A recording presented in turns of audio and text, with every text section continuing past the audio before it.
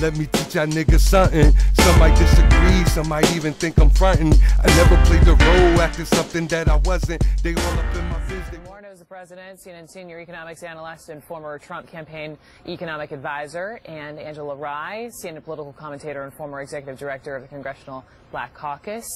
Good to have both of you. And Stephen, just jumping right in, you know, just given this whole controversy involving race and the president's past things he said, is it not fair to ask that question?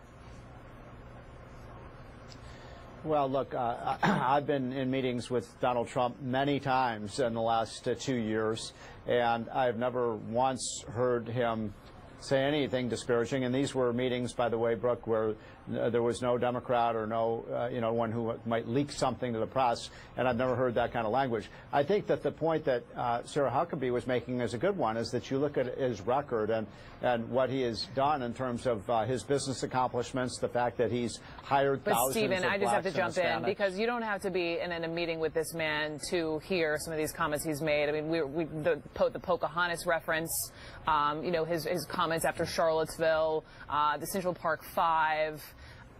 What am I missing? Judge Curiel some months ago. Yeah. Is that not a fair question to be asking based upon what the president has said very publicly?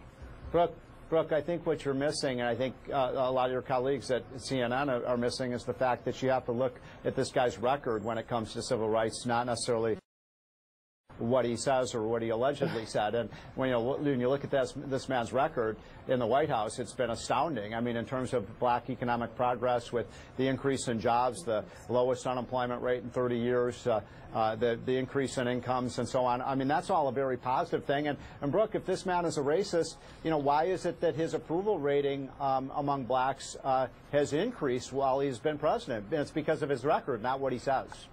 Stephen, I have approval ratings. Our latest CNN poll, this is from December, showing approval of Trump among black Americans at 3%.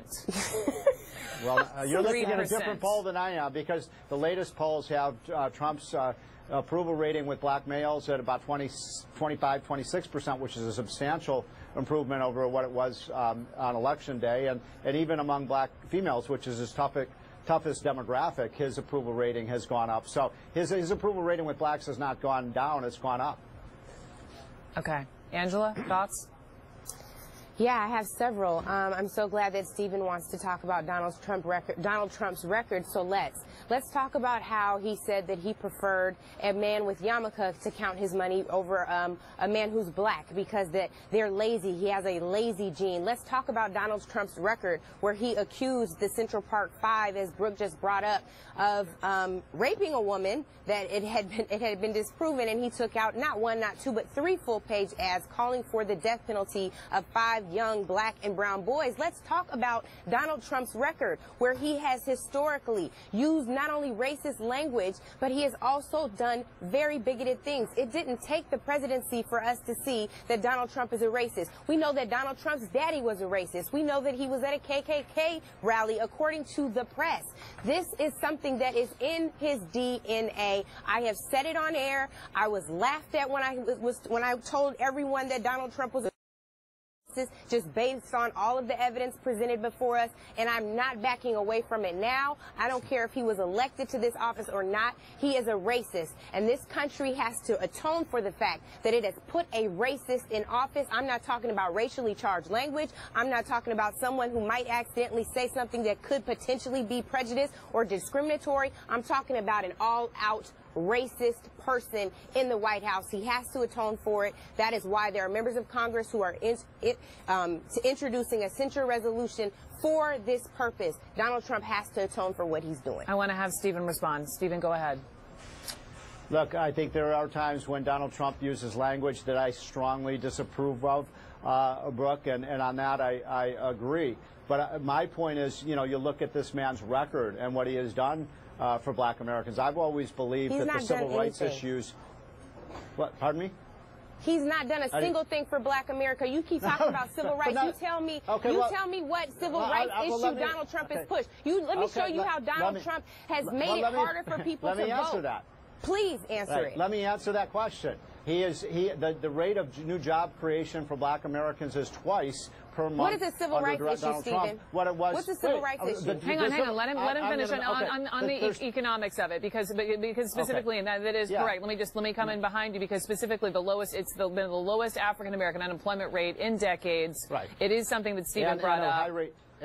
Right. But there's 2 points here, Brooke. Number one is economic opportunity, I think, is one of the most important civil rights issues for blacks. And the second is a first-rate education. And Donald Trump wants to give millions of black and Hispanic Americans who are stuck in really terrible schools a scholarship program where they can go to good schools. And that is one of the best things you could do to provide black children with an opportunity to succeed in life. And those are two things that I think are important.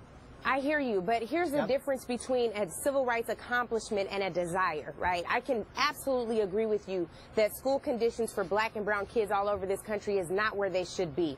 But, but Stephen, Donald Trump's desire to improve said conditions is not, in fact, an accomplishment. If you want to talk about Donald Trump's civil rights record, let's talk about how he talked about HBCUs are unconstitutional. If you want to talk about Donald Trump's record on civil rights, let's talk about how he's made it harder to vote, and he's called for voter ID and voter suppression measures on Twitter. This is someone who is not standing up for voting rights, for civil rights, to make things fair and with parity in this country. You want to talk about civil rights? Let's talk about what he tried to do with transgendered military folks. This is not someone who's a champion of civil rights. This is the day after Dr. King's Day, and I'm definitely not going to start lying on Donald Trump's behalf today because it makes him feel better. He's still a racist today.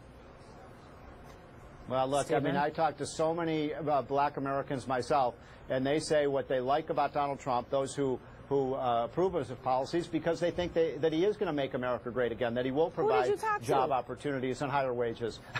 I talk to people all the time. When I'm on the street, I talk to people. And when I'm on the job, I talk to people. And you know, when I talk to African Americans and also talk to Hispanics, a lot of times they don't like his language, but they sure like what he's doing for the economy. And that's the reason I'll bet you that when he runs for re-election, he gets a higher rate of the black and Hispanic vote than he did in 2016, because he'll be running on his record, which has been very strong. Okay, you got it. I'm going to take you up on that bet, because here's the thing. The only thing that I hear black and brown folks and women talking about, and Native American folks, is one word, and that's impeach. I hope he doesn't make it to 2020. Impeach. Okay. Maybe he gets reelected, according to Stephen, and maybe not so much, according to Angela. We're going to leave it. I appreciate the...